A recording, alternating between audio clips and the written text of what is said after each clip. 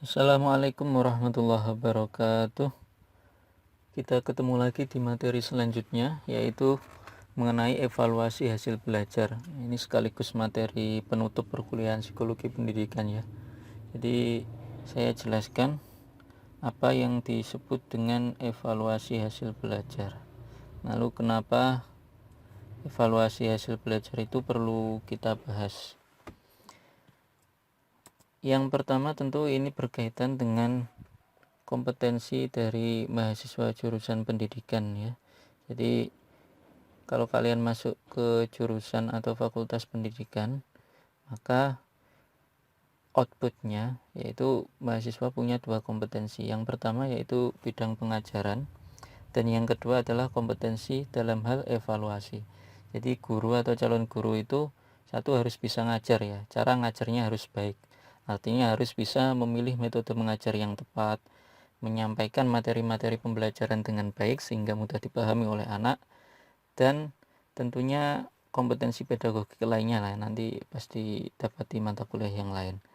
Kemudian itu saja tidak cukup, ada kompetensi yang kedua yaitu mengenai evaluasi. Nah, guru itu harus mampu mengevaluasi hasil belajar peserta didiknya. Jadi harus mampu mengevaluasi. Nah, evaluasi itu secara operasional atau secara praktek nyatanya apa sih? Ya, yaitu konstruksi tes atau bikin soal yang baik. Bikin soal yang bisa benar-benar mengukur kemampuan belajar anaknya. Ya, jadi bisa mengukur anak didiknya maksudnya. Jadi bisa bikin tes atau soal yang benar-benar bisa mengukur gimana sih hasil belajar anak didiknya. Jadi tidak ngawur bikin tesnya.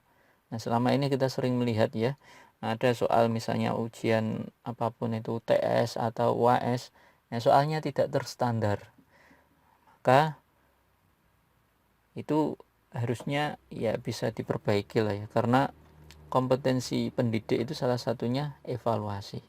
Nah, ini akan kita bahas secara garis besarnya di sini. Saya kira di mata kuliah lain nanti pasti juga dapat ya, entah itu di evaluasi atau penilaian kelas ya mungkin, atau mata kuliah lain apalah namanya. Nah, nanti pasti dibahas lebih detail mengenai bagaimana cara bikin evaluasi yang baik atau istilahnya yang terstandar gitu ya. Kita ke konsep awal dulu. Apa yang disebut dengan evaluasi? Evaluasi seringkali disebut dengan assessment. Jadi assessment itu adalah segala sarana yang digunakan di sekolah secara formal untuk apa? Mengukur prestasi siswa.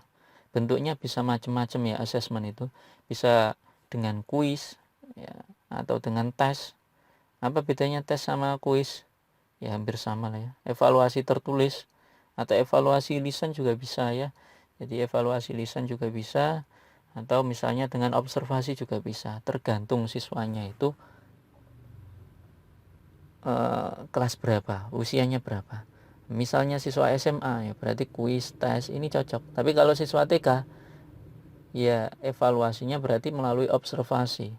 Nah, jadi evaluasi itu dilakukan bentuknya menyesuaikan dengan sarana dan prasarana serta tingkat usia anak itu atau peserta didiknya. Ini definisi yang banyak disepakati ya. Jadi evaluasi itu adalah segala sarana yang secara formal digunakan untuk mengukur prestasi siswa atau hasil belajar. Nah, ada beberapa prinsip ya dalam mengukur prestasi belajar. Ya, kita fokusnya di sini adalah di tes ya, karena tes itu kan paling banyak dipakai ya. UAS pakai tes, UTS pakai tes, tes tertulis maksudnya ya. Kemudian tes lisan juga hampir sama prinsipnya ya, harus juga ini ya memenuhi beberapa prinsip yang nanti saya jelaskan gitu. Jadi tes baik lisan atau tertulis harus memenuhi beberapa prinsip. Yang pertama harus jelas mengukur tujuan pembelajaran. Jadi tujuannya apa sih? Nah, tujuan pembelajaran itu tentang apa? Materinya kan sudah jelas ya biasanya. Misalnya tentang kalau misalnya PAI, ya, tujuan pembelajarannya anak dapat memahami apa misalnya ya, rukun-rukun sholat dan lain sebagainya. Itu tujuan utama. Kemudian harus mengukur sampel skill yang telah ditetapkan. Jadi skillnya apa?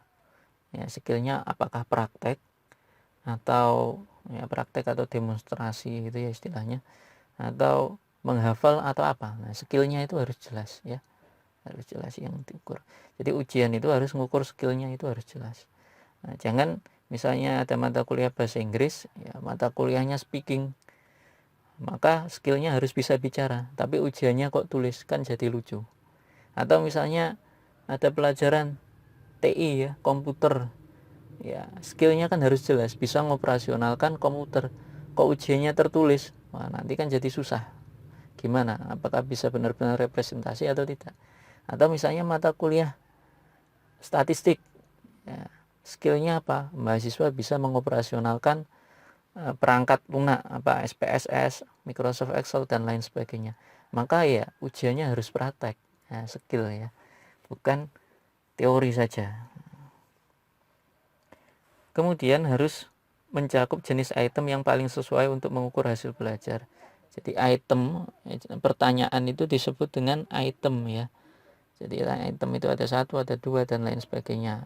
Jumlahnya macam-macam ya. Itu harus mengukur yang paling sesuai hasil belajar yang diinginkan. Jadi harus sesuai ya. Item soalnya misalnya kompetensi dasarnya tentang rukun sholat, itemnya ya harus tentang rukun-rukun sholat, jangan yang lain gitu ya. Yang selanjutnya yaitu harus sesuai dengan tujuan penggunaan ya, apakah tujuannya prediksi atau diagnosa ya. Ini saya kira tidak perlu saya jelaskan lebih lanjut. Kemudian harus sereliable mungkin, jika tidak maka interpretasi harus hati-hati. Reliable itu maksudnya adalah seajak mungkin ya, jadi hasilnya harus konsisten. Kalau anak itu misalnya dari hasil belajarnya rendah, tidak ada perlakuan apa-apa, harusnya hasilnya juga tetap rendah. Jadi kalau misalnya ada UAS nilainya 100 atau UTS nilainya 100, kok UAS-nya tiba-tiba 25, maka itu namanya tidak reliable, nggak ajak. Maka kalau kasus seperti itu terjadi, interpretasinya harus hati-hati. Ya bisa jadi anak itu nyontek, bisa jadi tidak belajar, atau bisa jadi soalnya yang jelek ya, atau yang keliru. Nah, itu prinsip yang kelima. Kemudian prinsip terakhir yaitu harus mampu meningkatkan kualitas pembelajaran. Jadi tujuan tes atau tujuan evaluasi itu tidak lain adalah meningkatkan kualitas pembelajaran. Ya, percuma kalau evaluasi itu tidak digunakan untuk perbaikan. Namanya evaluasi itu menjadi bahan perbaikan. Selanjutnya, mengapa evaluasi belajar itu juga perlu kita bahas di sini? Ya tidak lain adalah karena saya lihat skripsi-skripsi mahasiswa tarbiyah itu banyak yang menggunakan pendekatan kuantitatif ya. Jadi pendekatan kuantitatif, meskipun banyak juga yang masih pendekatan kualitatif. Jadi saya harapkan dengan materi yang saya jelaskan di sini paling tidak teman-teman sudah punya gambaran lah skripsi kuantitatif itu harus seperti apa, kaidah-kaidah yang harus dipenuhi seperti apa. Jadi misalnya ini skripsi salah satu mahasiswa YN Ponorogo ya. Jadi judulnya adalah pengaruh model pembelajaran HOTS ya, atau High Order Thinking Skill terhadap cara berpikir kritis. Jadi ada variabel high order thinking ya, perlakuannya di sini. Kemudian ada variabel yang ingin diubah atau variabel terikat, yaitu berpikir kritis. Ya secara saya belum baca tapi kira-kira seperti ini desainnya ya. Jadi pertama dia mengukur kemampuan berpikir kritis. Jadi di skripsi itu ya. Jadi yang bersangkutan ini pertama mengukur kemampuan berpikir kritis. Nah, dari sini kan sudah ada yang namanya pengukuran. Jadi anak di kelas itu diukur dulu kemampuan berpikir kritisnya, seberapa levelnya. Kemudian setelah dilakukan pengukuran awal, diberikan perlakuan ya, atau tindakan ya, kalau dalam tarbiyah ya, penelitian tindakan kelas itu. Jadi tindakannya berupa apa? Pembelajaran dengan prinsip high order thinking. Jadi pembelajaran berpikir tingkat tinggi gitu ya, high order thinking. Kemudian setelah adanya tindakan itu harus diukur lagi, dievaluasi lagi, ada perubahan enggak dalam hal kemampuan berpikir kritisnya. Ya, ini namanya pengukuran yang kedua. Atau pengukuran pertama tadi biasa disebut dengan pretest, ya pengujian awal. Lalu yang kedua adalah post-test. Nah, dari sini kan sudah ada minimal 2 alat ukur yang harus dibuat ya, entah itu tesnya. Jadi saya gambarkan ya, saya perkirakan ya dia pasti pakai ujian tertulis ya, mengukur kemampuan berpikir kritis, karena berpikir kritis ini nggak mungkin bisa dilakukan melalui observasi ya, harus melalui ujian tertulis. Jadi dia bikin soal-soal tentang berpikir kritis. Setelah adanya tindakan juga tetap sama ya, dikasih pengukuran atau tes yang selanjutnya. Dari 2 tes ini dibandingkan hasilnya seperti apa. Nah, tes-tes yang digunakan ini harus memenuhi kaidah evaluasi hasil belajar atau kaidah pengukuran yang benar ya. Jadi tesnya itu harus terstandar, tidak boleh bikin tes yang ngawur. Karena apa? Kalau ngawur berarti hasilnya tidak bisa divalidasi atau dikatakan tidak valid ya. Kalau tidak valid berarti ya tidak menggambarkan perubahan yang diakibatkan oleh tindakan. Bisa jadi pembelajarannya itu enggak ini. Atau misalnya anak siswa kemampuan berpikirnya kritisnya tinggi, bisa jadi bukan karena pembelajaran ini, tapi karena faktor yang lain. Jadi itulah pentingnya tes terstandar. Maka ya, kita harus mengetahui isu utama atau kriteria utama dalam tes atau pengukuran. Ya, ini banyak dibahas di buku psikometri ya, atau bidang namanya psikometri. Nah, teorinya namanya teori tes klasik ya. Jadi pengukuran apapun itu ya, entah itu tes hasil belajar, tes potensi akademik, kuesioner ya, angket itu loh ya, angket atau kuesioner survei, atau skala ya, skala atau kuesioner ini hampir sama, yang isinya setuju, tidak setuju dan lain sebagainya gitu ya jawabannya. Dan alat ukur lainnya ya, alat ukur kuantitatif, entah itu timbangan, meteran, termometer dan lain sebagainya, itu harus memenuhi 2 kaidah. Yang pertama yaitu kaidah reliabilitas dan yang kedua adalah kaidah validitas. Apa artinya? Ya, reliabilitas itu secara bahasa artinya ajek ya. Reliable itu ajek ya. Jadi sejauh mana tes dapat menghasilkan skor yang sama ketika digunakan pada kondisi yang sama. Konsistensi dalam menghasilkan skor yang sama. Jadi tes itu harus konsisten. Misalnya timbangan berat badan gitu ya. Nah, itu harus konsisten. Kalau tidak ada perubahan, kondisinya sama, maka hasilnya harus konsisten.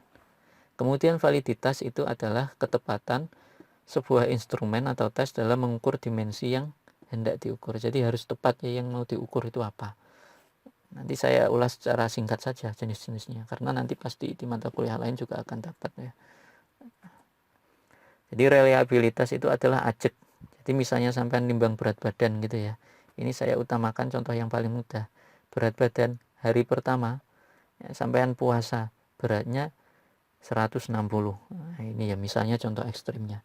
Hari kedua, secara teoritis orang puasa 1 hari itu kan berat badannya nggak mungkin turun drastis, ya kan?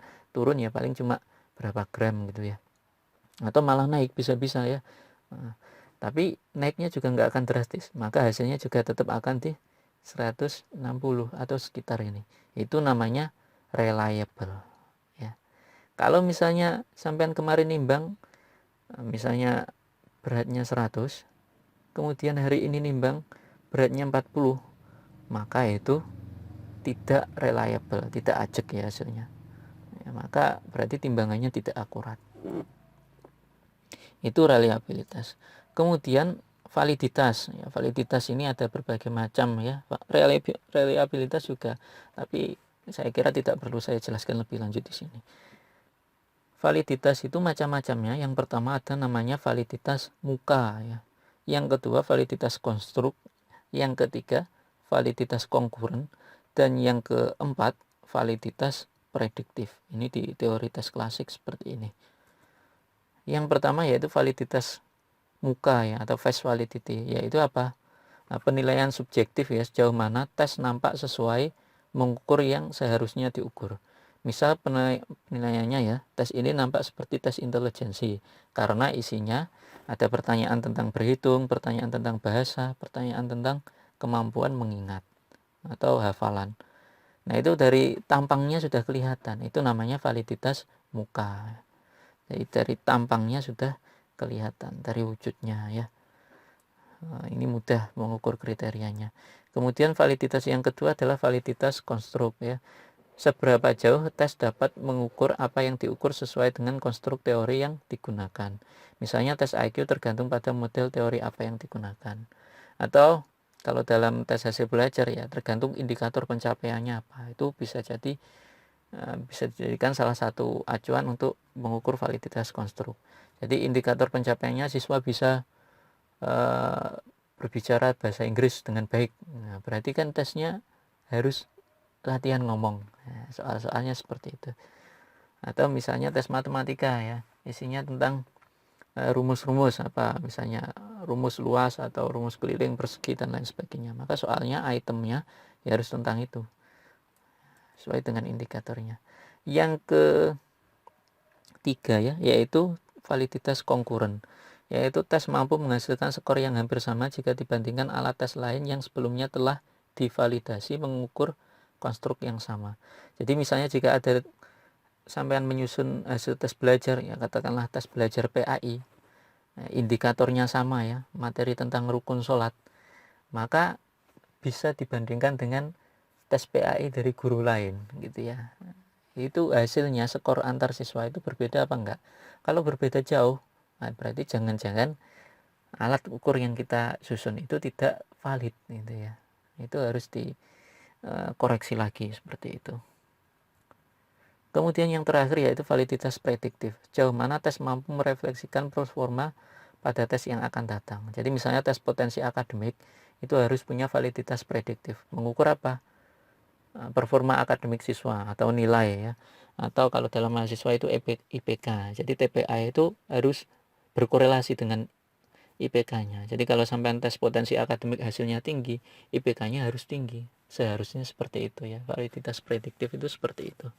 Atau kalau saya bikin soal UTS misalnya. Nah, kalau misalnya sampai skornya tinggi, UAS harusnya juga tinggi. Kalau tidak, berarti ada sesuatu di sini ya. Maka harus diinterpretasi atau ditafsirkan hasilnya secara hati-hati. Bisa jadi soal saya yang tidak terstandar, atau bisa jadi administrasi tesnya atau penyampaian atau penyajian tesnya yang tidak terstandar, pada nyontek atau pada apalah ya. Itu validitas prediktif. Nah, contohnya seperti ini ya. Nah, ini ada tes kemampuan spasial. Nah, kalau kita lihat secara tampang, validitas muka, ini kira-kira valid enggak? Jelas valid ya, karena dari bentuknya sudah ketahuan. Ini meminta partisipan untuk membayangkan sebuah bangun ruang ya.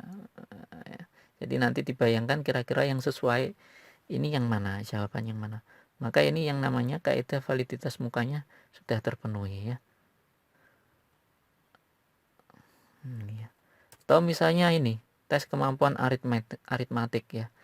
Kita lihat dari kontennya atau dari tampangnya dulu ya, mukanya dulu atau face validity penampakannya sudah mencerminkan kemampuan aritmatik enggak? Menguji kemampuan berhitung enggak? Iya. Nah, maka sudah bisa. Validitas muka terpenuhi. Kemudian validitas konkuren, kemampuan matematik itu apa? Wah, ini harus dibandingkan ya, cara mengukurnya dibandingkan dengan tes aritmatik yang lain. Hasilnya jauh beda enggak? Atau misalnya validitas konstruknya. Nah, apakah aritmatik ini sudah sesuai dengan konstruk teori kemampuan aritmatik? Jadi aritmatik itu isinya berhitung. Iya. Kalau menurut saya ya. Jadi aritmatik itu kan kemampuan berhitung. Maka ini sudah memenuhi kaidah validitas.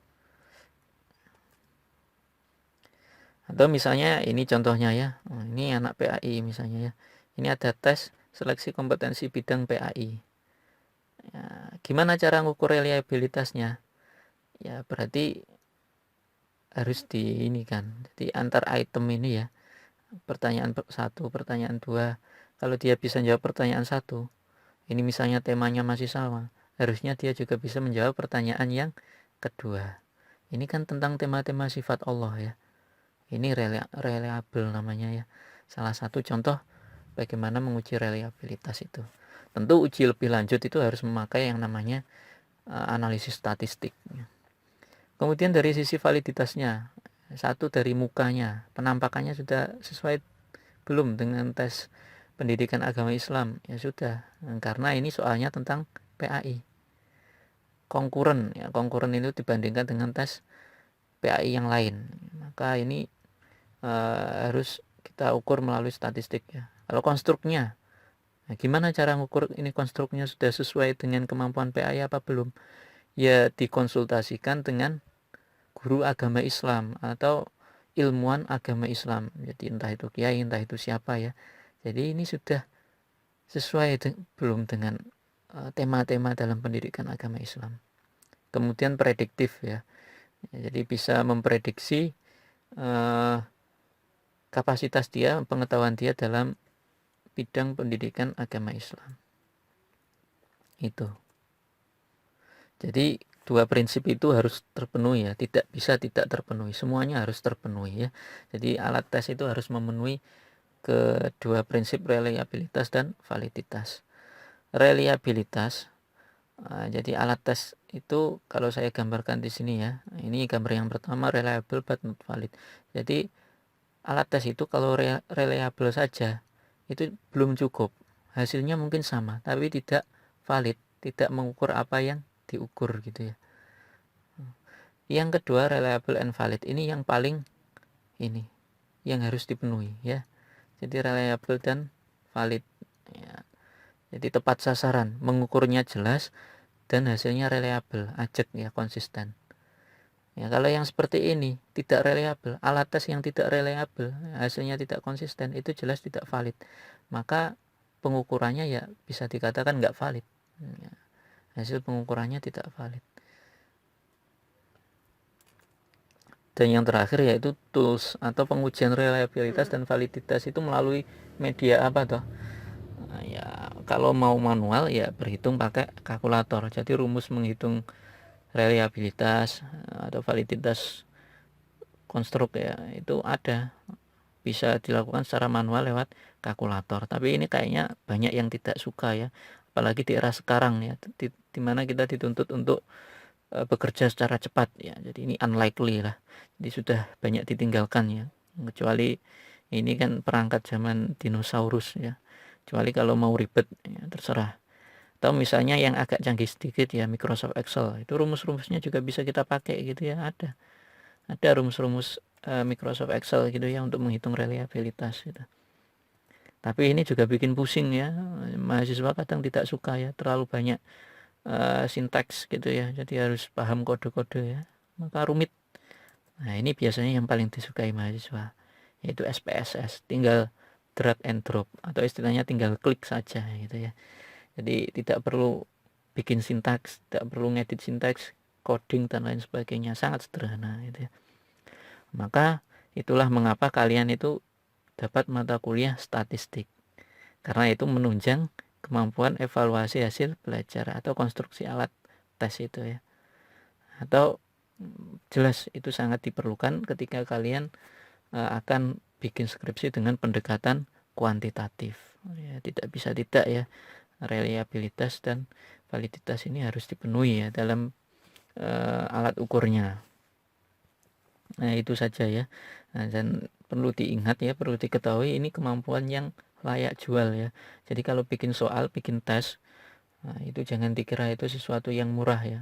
Nah, misalnya orang bikin tes ujian nasional atau ujian TPA atau apapun lah ya, nah, itu pasti berbayar, dan kalau tesnya dijual kan bisa laku ya. Cuma ya memang dalam kalangan tertentu saja, pasarnya ada di kalangan tertentu saja, yaitu sekali lagi itu kemampuan yang layak jual. Banyak saya lihat mahasiswa-mahasiswa di tarbiyah itu ya, ketika dia lanjut setelah S1 itu S2 ambil lagi program namanya misalnya pengukuran pendidikan ya.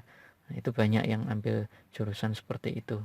Maka nanti bisa akan ketemu lagi dengan teori-teori tes seperti ini ya, teori tes klasik.